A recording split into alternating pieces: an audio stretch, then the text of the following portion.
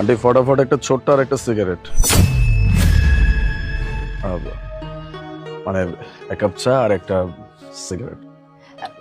হ্যাঁ দিচ্ছি।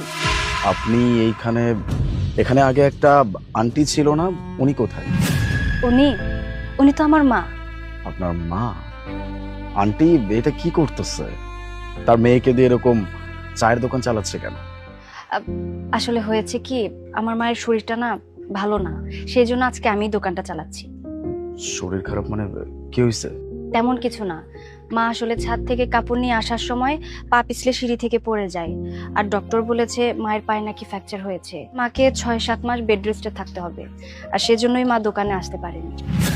6-7 মাস? তার মানে এই 6-7 মাস এই দোকান আপনি চালাবেন? হ্যাঁ, এই 6-7 মাস দোকানটা আমাকেই চালাতে হবে। বুঝতে পারছি। আপনি কিছু করেন না, মানে লেখাপড়া কিছু করেন না? এখন পর্যন্ত লেখাপড়া করছিলাম, কিন্তু এরপরে কি হবে সেটা আমি জানি না। ও আচ্ছা, বুঝতে পারছি। ওকে।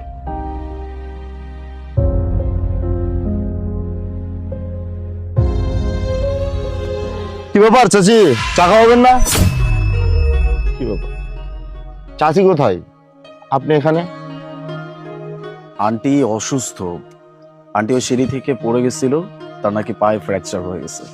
ডক্টর বলছে যে 6-7 মাস তাকে বেড রেস্টে থাকতে হবে। এতদিন পর্যন্ত উনি এই দোকানটা চালাবে, আর উনি হচ্ছে আন্টির মেয়ে। ও আচ্ছা ভাই আপনি বসুন, আমি আপনার জন্য চা বানাচ্ছি। আচ্ছা ঠিক আছে।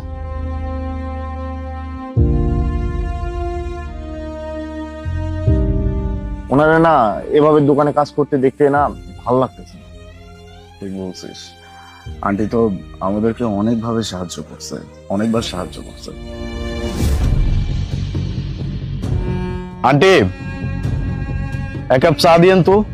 তুমি বসো, আমি নিয়ে আইতাছি।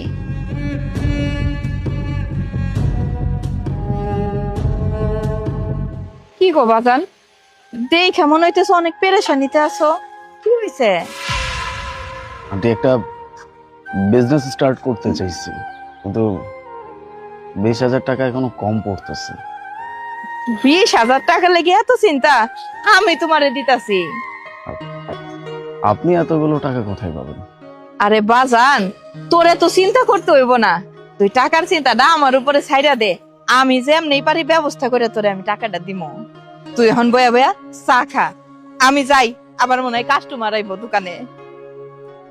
ঠিক আছে।